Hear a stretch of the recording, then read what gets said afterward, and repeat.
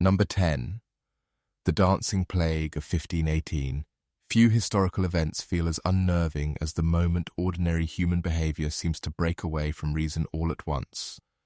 That is what makes the Dancing Plague of 1518 so unforgettable. In the city of Strasbourg, during the summer of that year, a woman reportedly began dancing in the street without stopping. At first, it might have seemed like an isolated breakdown, a strange personal episode that could be explained away as illness, grief, or instability. But then others joined, and then more. Before long, dozens of people were said to be caught in the same relentless compulsion, moving for hours, then days, collapsing from exhaustion, injury, or worse. That is where the event stops feeling merely strange and starts becoming deeply disturbing. Because it was not a single performer, it was not a festival, it was not some clearly organized ritual. It was a spreading eruption of uncontrolled movement that seemed to seize an entire community in the grip of something no one fully understood. Authorities responded, but their response only deepened the sense of unreality. Instead of immediately stopping the dancers, some accounts suggest they allowed or even encouraged the movement to continue, perhaps believing that the condition had to be worked out through the body itself. That kind of response reveals how frighteningly unclear the situation must have been. Even now, historians and researchers still argue over what exactly happened. Some have proposed forms of mass psychogenic illness, where stress, fear, and social pressure erupt physically through groups of people in ways that can seem almost impossible from the outside. Others have looked toward environmental or biological causes, though none has settled the matter in a final way that removes the event's deeper eeriness.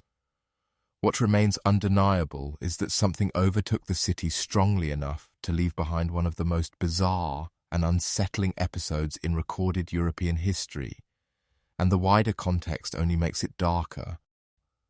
This was a period marked by hardship, disease, anxiety, and social instability.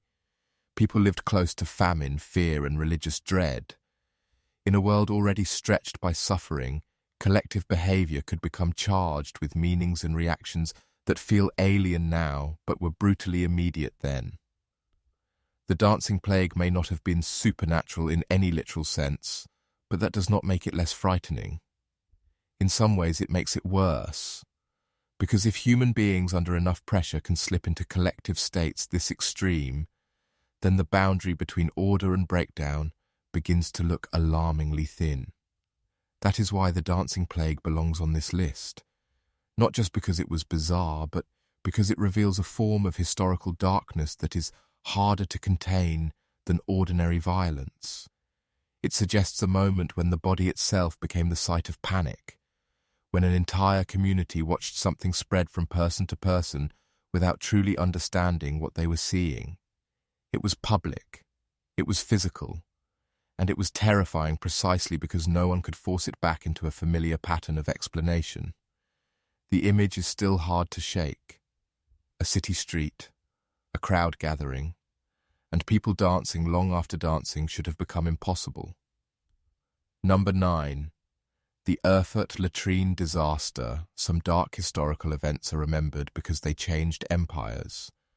Others survive because they are so grotesque that history can never quite decide whether to look directly at them. That is what makes the Erfurt latrine disaster so unforgettable. In 1184, an important gathering of nobles and church officials took place in Erfurt, in what is now Germany.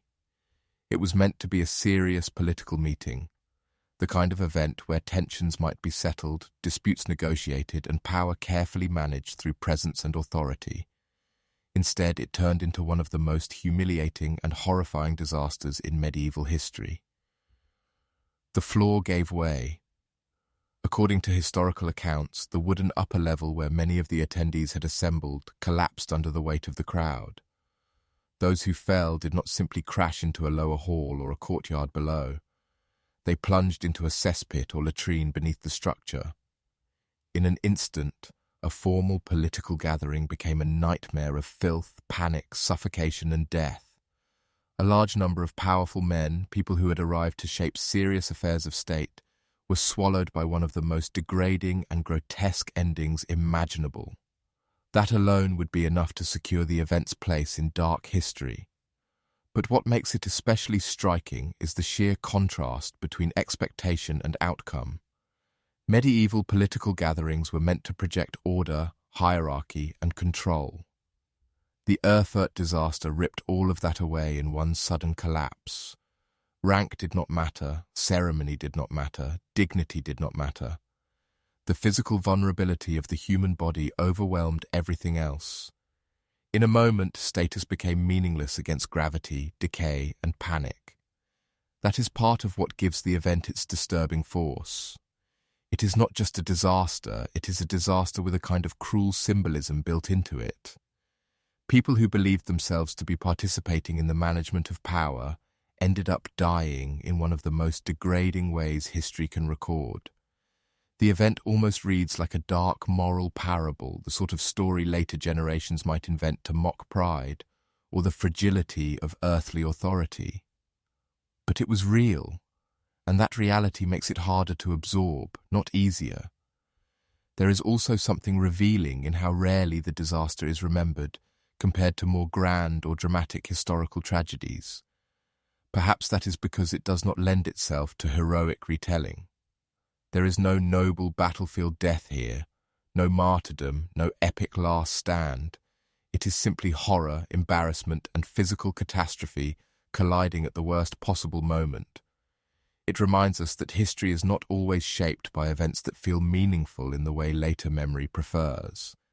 Sometimes it is shaped by collapse that is ugly, absurd, and impossible to romanticize. That is why the Erfurt latrine disaster belongs on this list, because it exposes one of the darker truths of the past, that not all historical terror came from war, plague, or execution. Sometimes it came from the sudden failure of the spaces people trusted, and from the unbearable humiliation of dying in a way no one would ever willingly choose to be remembered. That may be exactly why the event feels like something history was never meant to keep in focus.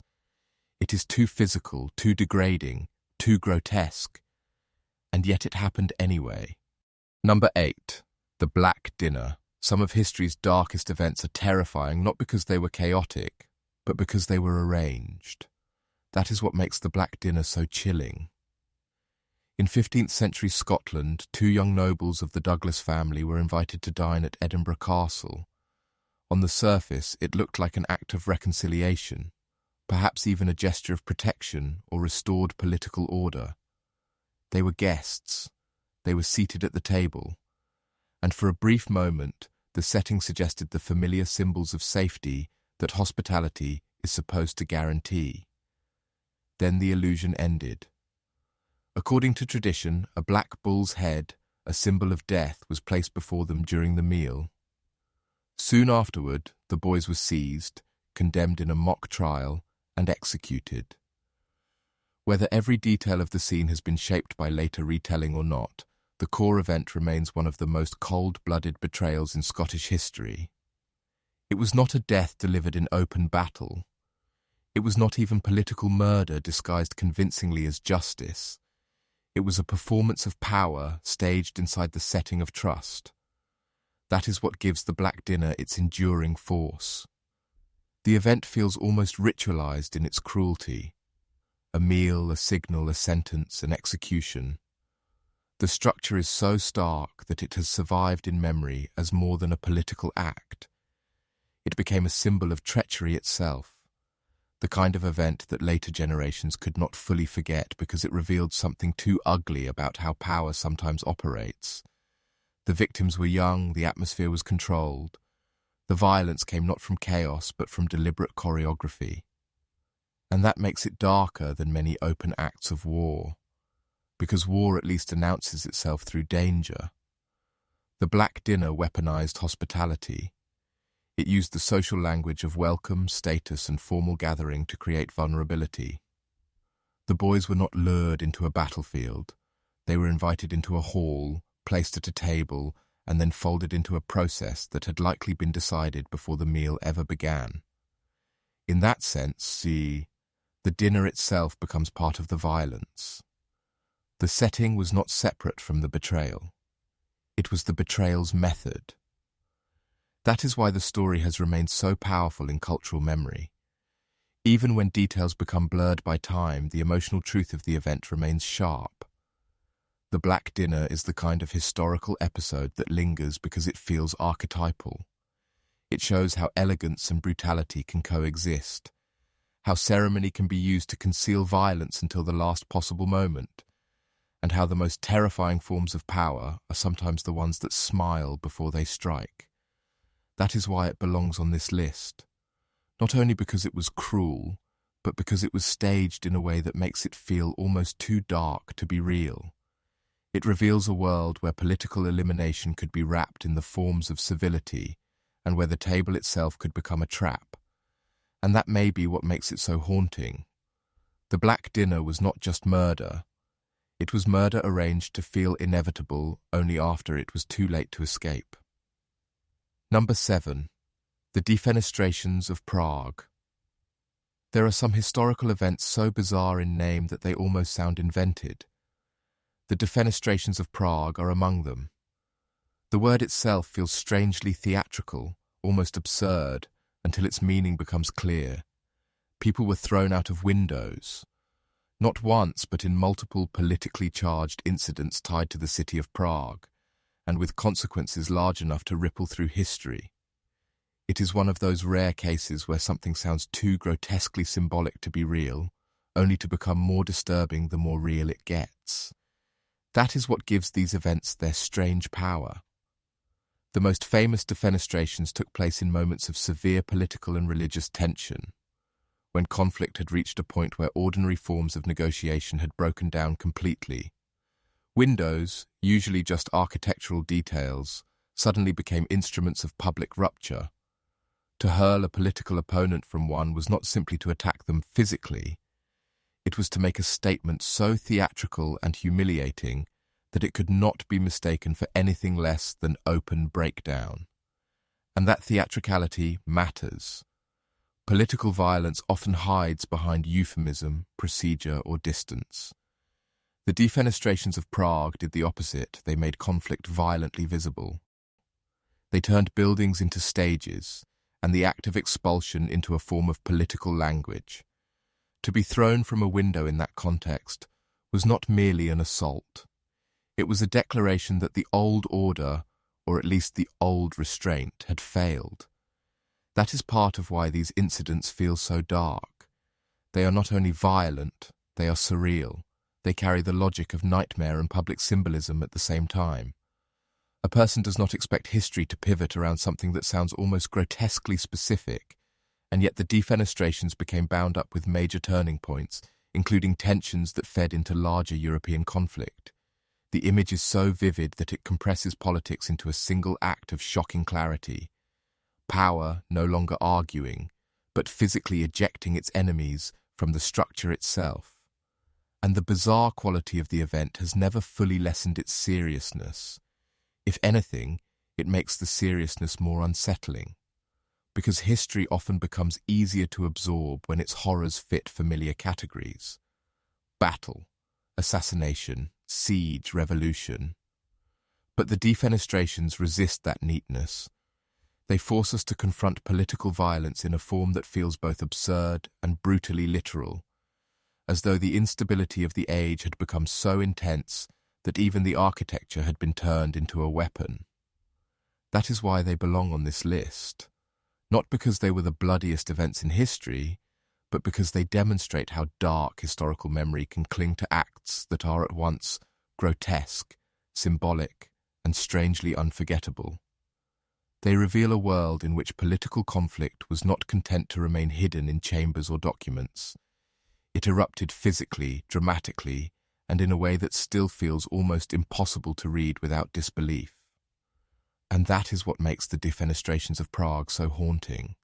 They remind us that when a society reaches a certain level of pressure, even the act of opening a window can become part of history's descent into violence. Number 6. The Corpse Synod. Some historical events are so grotesque that they seem designed to test whether the past can still shock us. The Corpse Synod is one of them. In the year 897, one of the most surreal and disturbing episodes in church history unfolded in Rome. Pope Formosus, who had already been dead for months, was exhumed from his grave, dressed in papal vestments and placed on a throne to stand trial. The scene itself is almost impossible to absorb. A decaying corpse, propped up in ceremonial clothing, surrounded by living officials carrying out legal and religious procedure as though the dead man could still answer for himself. And that is precisely what makes the event so terrifying. This was not madness in the private sense, it was institutional, formal, public. It was carried out in the language of legitimacy, which only makes it darker. The corpse was accused, judged, and condemned in a ritualized performance of power that stripped away any illusion that political or religious conflict ends cleanly with death. In this case, death itself was not enough. The body had to be dragged back into the struggle. That is what gives the Corpse Synod its lasting force. It reveals a world in which authority was so unstable and revenge so consuming that even burial could not guarantee peace. Pope Stephen VI, who presided over the trial, was not simply punishing a predecessor.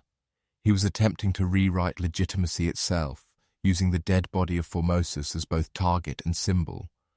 The trial was not only about one man, it was about control over memory, office, and historical judgment, and that makes it more than a grotesque curiosity. Because the Corpse Synod shows how institutions can descend into something almost theatrical in their cruelty when power becomes detached from restraint. The legal form remained, the ceremony remained, the authority remained. But all of it had been hollowed out and turned into spectacle. That is often one of history's darkest patterns. Violence does not always destroy structure. Sometimes it wears structure like a mask. The details only deepen the horror. After the corpse was condemned, the body was reportedly stripped of its papal garments, mutilated, and eventually thrown into the Tiber. Even by the brutal standards of the age, the whole affair was so shocking that it generated outrage and instability of its own. The event did not stand as a triumph of authority. It exposed authority in one of its most degraded forms. That is why the Corpse Synod belongs on this list, not simply because it was bizarre, but because it represents the collision of death, ritual, law, and humiliation in a form almost too dark to believe. If history had not recorded it, it would sound like anti-clerical fiction or nightmare allegory. But it happened. And that fact reminds us that some of the past's darkest events are not the ones born from chaos alone. They are the ones carried out with robes, titles, and ceremony intact. That is what makes the Corpse Synod so unforgettable. It was not just a trial of the dead. It was a trial of how far the living were willing to go. Number 5. The mass poisoning at Pont Saint-Esprit. Some dark historical events are horrifying because they are violent. Others are horrifying because reality itself seems to come apart. That is what makes the mass poisoning at Pont Saint-Esprit so disturbing. In 1951, in the small French town of Pont Saint-Esprit, something happened that seemed to plunge an ordinary community into terror and unreality. Residents began suffering from vivid hallucinations, panic, violent delirium, severe physical symptoms, and behavior so extreme that it quickly became clear this was not a normal outbreak of illness. People screamed, saw monstrous visions, leapt from windows, and behaved as if the boundary between waking life and nightmare had been violently erased. And that is where the case becomes unforgettable, because this was not one isolated person losing touch with reality. It was a wider event, one that spread fear through an entire town and left behind the kind of testimony that sounds almost supernatural until you remember it unfolded in the modern world, under observation, with medical attention and documentation. That contrast is what gives the event its uncanny weight. Medieval panic can be pushed safely into the distance, but this happened in 20th century France. That makes it feel much closer. The most widely discussed explanation has long been ergot poisoning, possibly connected to contaminated bread. Ergot, a a fungus affecting grain, can produce compounds with powerful physiological and psychological effects. On paper, that offers a plausible route into the nightmare. But as with many events on this list, explanation has never entirely silenced unease. Competing theories, later suspicions, and speculation about hidden experimentation have kept the story alive in darker forms, even when those claims remain contested. And that lingering uncertainty matters. Because Pont Saint-Esprit is not frightening only because people became ill. It is frightening because the event sits at the point where public health, altered consciousness, rumor, and historical distrust begin to overlap. When a whole community seems to descend into hallucination, the obvious question is, what poisoned them? But another question quickly follows. How much of the truth was known, and how much was lost, buried, or transformed by later narratives? That is where the case becomes more than an outbreak story. It becomes a portrait of collective vulnerability. A town can go to sleep as a normal place and wake into chaos without understanding why. Food, one of the most ordinary foundations of daily life, becomes the possible vehicle of terror. The familiar becomes hostile. The mind itself becomes unreliable. And once that happens, even recovery does not restore complete confidence, because the memory of what people saw and felt lingers long after the worst physical danger has passed. That is why Pont Saint-Esprit belongs on this list. It is one of those rare dark events that feels medically grounded and psychologically nightmarish at the same time. It reminds us that history does not need ghosts to become terrifying. Sometimes all it takes is one contaminated source, one unexplained rupture, and an entire community suddenly trapped inside a waking hallucination. That is what makes the event so haunting. Not only that people suffered, but that for a time reality itself seemed poisoned. Number 4. The Franklin Expedition. Some of history's darkest events do not become terrifying all at once. They become terrifying slowly, as silence stretches across years and every new fragment of evidence makes the ending worse. That is what makes the Franklin Expedition so haunting. In 1845, Sir John Franklin set out with 2 ships, HMS Erebus and HMS Terror, and a crew of 129 men to chart the last unnavigated sections of the Northwest Passage. On paper, it was a bold imperial mission, backed by confidence, technology, discipline, and the belief that determination could force a way through even the harshest parts of the Arctic. These were not desperate amateurs wandering blindly into danger. They were equipped, organized, and sent forward with the authority of one of the most powerful maritime cultures in the world. And then they disappeared. That disappearance is where the story begins to darken. For years, uncertainty surrounded their fate. Search missions followed. Traces emerged slowly, never all at once, but in pieces that only deepened the horror. The ships had become trapped in the ice. The men had abandoned them. What had started as a mission of exploration became a long descent into starvation, exhaustion, and collapse in one of the most unforgiving environments on Earth. The farther investigators pushed into the evidence, the more the expedition ceased to look like a heroic mystery and began to look like a slow-motion human catastrophe. And that catastrophe did not end cleanly. Accounts from Inuit testimony, later discoveries of human remains, and forensic analysis gradually revealed signs of desperation so extreme that for generations they were resisted or denied by those unwilling to let the image of disciplined British officers collapse into something more disturbing. But the evidence pointed towards starvation, bodily decline, and likely cannibalism. That is one of the reasons the Franklin expedition still feels so psychologically powerful. The past did not simply preserve a noble failure. It preserved the signs of a group of men reduced beyond the moral and social structures that had once defined them. That collapse is what makes the expedition more than a historical tragedy. Because the Franklin story strikes at something deeper than mere death in the cold. It reveals how quickly identity can erode when environment becomes absolute. Rank, training, and imperial confidence mattered far less once the ships were locked in ice and the supply system of civilization fell away. In the Arctic, there was no audience, no empire, and no comforting narrative left intact, only cold, hunger, distance, and a horizon that would not yield. And the silence of the landscape made everything worse. The Arctic does not dramatize suffering, it absorbs it. That may be part of why the Franklin expedition still feels so unsettling.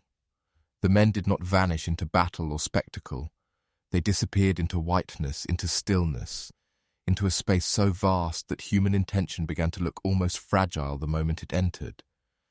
The traces they left behind, notes, bones, abandoned equipment, stories carried by others, only sharpened the sense that this was not a single disaster, but a prolonged undoing. That is why the Franklin expedition belongs so high on this list. It is not merely a lost expedition. It is one of the clearest examples of history forcing us to watch a proud and organized mission decay into silence, fragmentation, and choices too desperate for polite memory to hold comfortably. It began as exploration. It ended as one of the coldest and darkest survival stories in modern historical memory. And that may be what makes it so haunting. The Franklin expedition was not lost because no one looked for it. It was lost because by the time the truth emerged, the truth was almost unbearable to face. Number 3. The Dyatlov Pass incident. Some dark historical events feel frightening because they are tragic. Others feel frightening because even after the facts are laid out, they still seem to resist ordinary human logic. That is what makes the Dyatlov Pass incident so enduringly disturbing. In 1959, a group of experienced hikers in the northern Ural Mountains set up camp on a snowy slope under conditions that, while harsh, were not beyond what they had trained for. They were young, capable, and by all outward appearances equipped to endure the environment they had entered. But something happened during the night, something severe enough that they cut or tore their way out of the tent from the inside and fled into the freezing darkness with little or no proper clothing. That single fact alone is enough to make the incident unforgettable, because whatever drove them out had to feel more immediate, more terrifying, and more urgent than remaining inside shelter in sub-zero conditions. From that point forward, the case only became stranger. Some bodies were found relatively near the camp, apparently having tried to survive or return. Others were discovered later and farther away, in circumstances that fueled years of speculation. The injuries on some victims were severe. The pattern of the deaths felt fractured. The scene did not present itself as a simple accident that people could absorb and move on from. And so the mystery hardened.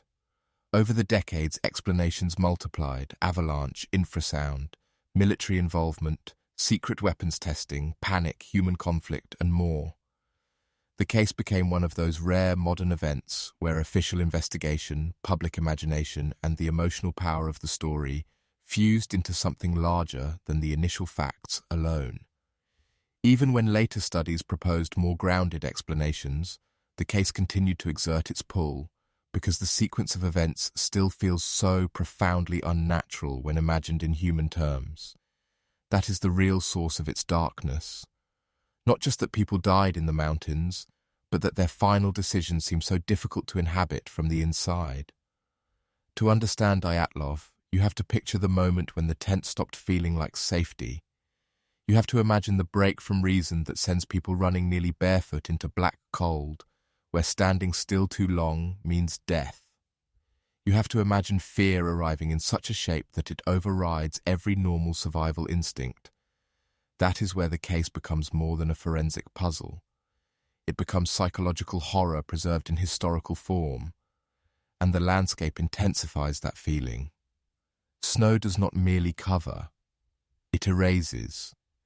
It strips away sequence, sound, and ordinary human reference points.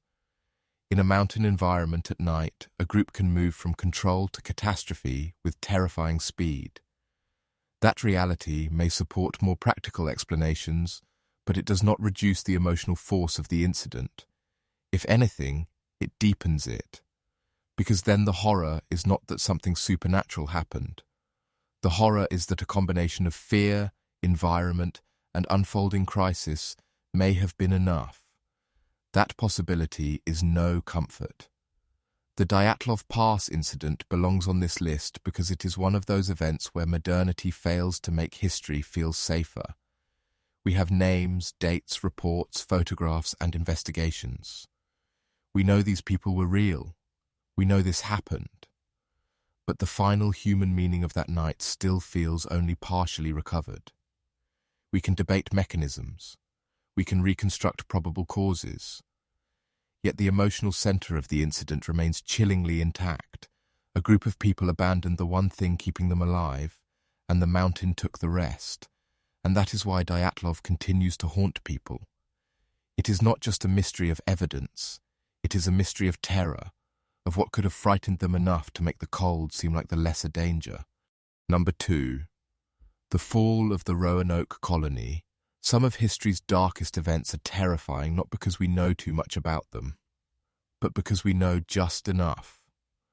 That is what makes the fall of the Roanoke colony so haunting. In the late 16th century, English settlers established a colony on Roanoke Island, part of England's early attempt to secure a permanent foothold in the New World.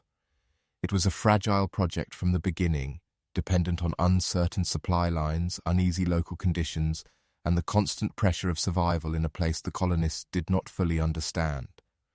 Still, a settlement was founded, families remained behind, and for a brief moment it must have seemed possible that the colony would endure. Then it slipped into silence. When Governor John White returned after a delayed absence, he did not find a settlement under attack or bodies scattered in the aftermath of visible destruction. He found abandonment. Buildings had been taken down. The people were gone, and carved into the site was one of the most famous fragments in colonial history, the word Croatoan. Another partial carving, CRO, added to the sense that the colony had not simply vanished without thought, but had left behind a sign that was either a clue, a warning, or the last controlled message from a world already disappearing. That is what gives Roanoke its strange power, because the event feels suspended between possibilities. Perhaps the settlers relocated and were absorbed into nearby indigenous communities. Perhaps starvation, conflict, disease, or environmental collapse reduced them gradually until their colony lost all shape. Perhaps there was no single dramatic ending at all, but a fragmentation into different fates, none of which survived in the kind of record later generations hoped to find. The darkness of Roanoke lies partly in this refusal of closure. It does not give history the clean final scene people expect from disappearance. And that absence matters. Roanoke has often been turned into a mystery story, but underneath that mystery is something harsher. This was an early colonial experiment unfolding in a landscape already occupied, already politically complex, and already dangerous in ways the English were poorly equipped to navigate. The settlers were vulnerable not only to natural hardship, but to the consequences of imperial ambition built on weak understanding and overconfidence. In that sense, Roanoke is not just the story of a lost colony. It is the story of a colonial imagination meeting reality and finding that reality far less controllable than it had assumed. That is part of what makes it so dark, because the colony's fall represents more than disappearance. It represents rupture. The dream of expansion, continuity, and order broke apart so completely that all that remained was an empty settlement and a carved word. The people behind the project became harder to recover than the myth that grew around them. And once that happens, history begins to harden into something colder, a place where human beings are replaced by symbols, and a community's ending becomes an echo more than a record. That is why Roanoke belongs so high on this list. It is one of those rare events where the surviving evidence is almost too little and too powerful at the same time. There is enough to prove that something happened, enough to suggest movement, choice, or desperation, enough to keep the search alive, but not enough to let the story rest. And that may be what makes it so haunting. Roanoke was not remembered because its ending was clear. It was remembered because its ending was left behind like a door half open, with no one left to tell us who walked through it. Number 1. The Donner Party. If any historical tragedy captures the full descent from hope into horror, it is the story of the Donner Party. In 1846, a group of American emigrants set out westward, driven by the promise of land, opportunity, and a future that seemed waiting to be claimed. Like so many overland journeys of the era, the expedition was built on optimism, determination, and the dangerous belief that the frontier could be mastered with enough will. But delays, poor decisions, rough terrain, and the growing pressure of the season pushed the party into catastrophe. By the time winter closed around them in the Sierra Nevada, the journey had ceased to be a migration and become a trap. That is where the story turns dark, in a way history never fully softens. Snow sealed the passes. Supplies ran out. Starvation tightened around the camp. Families who had once been moving toward imagined new lives were reduced instead to waiting, weakening, and watching the possibility of rescue drift farther away. The physical setting alone would have been enough to make the event horrifying. Freezing isolation, dwindling food, children suffering, adults breaking under conditions no one could control. But the Donner Party remains one of the most infamous historical tragedies in America because the story did not stop there. Eventually, survival crossed into a territory people would rather not name. Cannibalism entered the record. That fact is what turned the event from disaster into something like national nightmare. And yet it is important to understand why. This was not violence for conquest, ritual, or cruelty. It was the final expression of collapse. What happens when people are trapped so completely that the structures of morality, appetite, disgust, and survival begin to grind against one another under unbearable pressure? The Donner Party did not become infamous because it was monstrous in the ordinary sense. It became infamous because it forced later generations to confront how thin the line can become between civilization and desperation. That is what makes the story so haunting. Because the emigrants were not abstract figures wandering in some ancient legend. They were families. They carried ordinary hopes. They were trying to reach a better life. The darkness of the Donner Party comes from the way those hopes were slowly crushed under landscape, weather, timing, and human error until survival itself became morally disfiguring. It is one thing to study famine or frontier hardship in general terms. It is another to follow a group of named people to the point where the logic of staying alive becomes almost too terrible to describe plainly. And the memory of the event has never been easy. The Donner Party sits in American history like a wound that never fully became legend because the facts were too stark. Rescue parties came, survivors emerged, accounts were preserved, the names remained. That preserved reality is what gives the tragedy its weight. History did not allow this to dissolve into rumor. It left enough detail to make the horror permanent. That is why it takes the number 1 spot. The Donner Party is not simply a dark event. It is one of those rare historical episodes that strips progress, expansion, and frontier mythology down to the rawest possible human level. It shows how quickly the promise of a new beginning can collapse into suffering so extreme that even memory struggles to hold it without recoil. And that may be why the story endures with such force. Not because it is mysterious in the way a disappearance is mysterious, but because it reveals something even more frightening, that under the right conditions, history does not need the unknown to become unbearable. It only needs winter, hunger, and time.